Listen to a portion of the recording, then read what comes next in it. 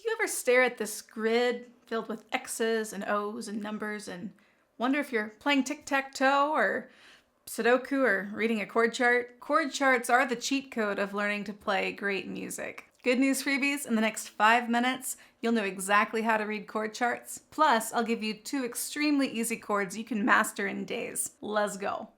All right, so here's the grid, our cheat code. You can see 6 vertical lines going up and down that symbolize your strings. The vertical line on the left is your thickest string, your 6th string, and the vertical line on the right is your 1st string, your thinnest string. Now you also see horizontal lines too. Those represent your frets. The very top horizontal line, the very top of your grid, that's the nut of your guitar, the very top of your guitar neck. And so really it's the first cross line below that is your 1st fret.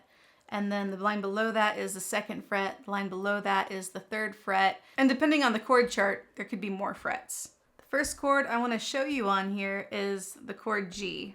I'm not expecting you to learn this right now, but just take a look at it. Most chord charts are going to only have one color of dot. The whole thing will probably be black. But I like to do mine with some different color coding options that I'll teach you in the future. But just know that these little circles on your grid, that's where your fingers go. Now, the question is, which finger goes where? And that's where we look above the nut, above that very top line. You should be able to see some numbers, maybe some X's, maybe some O's. This one has numbers 1, 2, 3, and 4 because this is a chord that uses all 4 of our fingers. We play the 6th string with our 2nd finger. We play the 5th string with our 1st finger, and we play the 2nd string with the 3rd finger and the 1st string with the 4th finger. All the other strings have O's or zeros above them, and that simply means play them open, O for open. Fancy meeting you here, D. We have our D chord chart. Now, I'm not expecting you to learn these chords today. These are just examples.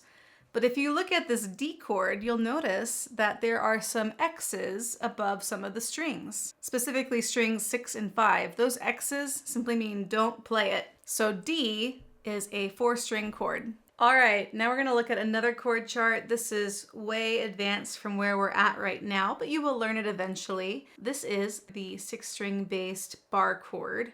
The only reason why I'm showing you this right now is because I want you to see this arch that goes across, or this line that goes across the 1st fret here. If you look at that line, there's a number beside it, the number 1.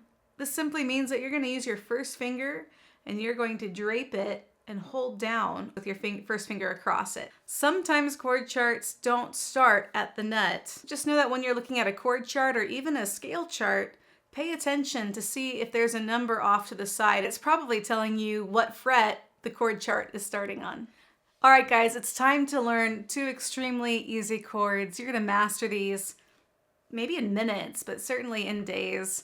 The first chord I want to teach you is the easiest version of the G chord that you can play. We're gonna learn more of G later, but I just want to keep it easy for us right now. So let's take a look at this chord chart. First off, we notice there's some X's above the 5th and 6th strings. We're not going to play strings 5 or 6.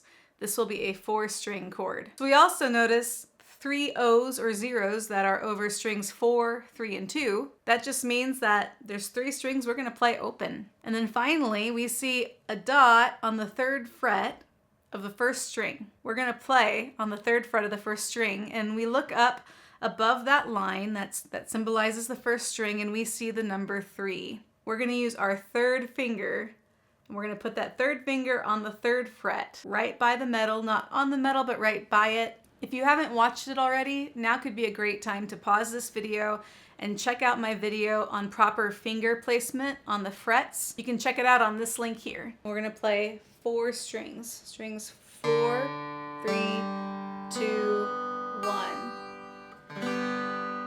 All right, so now we're gonna learn the easiest version of the C chord. Take a look at this chord chart here. You see that we're not gonna play strings 6, 5, or 4. We're only gonna play strings 1, 2, and 3. And if we look above the strings, we can see that string 3 and string 1 have a 0 or O for open.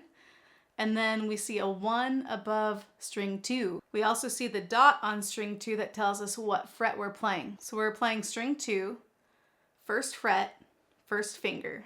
We're going to play 3 strings, strings 3, 2, and 1. All right, one more very important tip.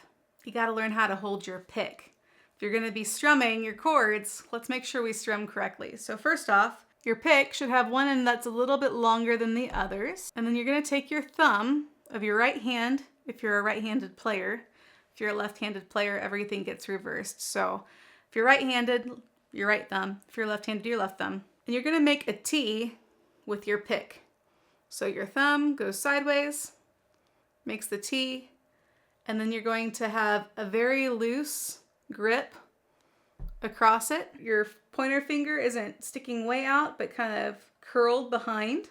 And that makes for the best playing position while you're strumming. And I'll show you why, but just remember, the pad of your thumb makes a T above the pick, and then a very loose grip. Not a tight fist, not fingers flailing out everywhere, but a relaxed, kind of see through it, right? And then holding your pick with your thumb as a T. A lot of my students like to try to hold their pick with their thumbs kind of pointed down, or hold it like a grasp like this.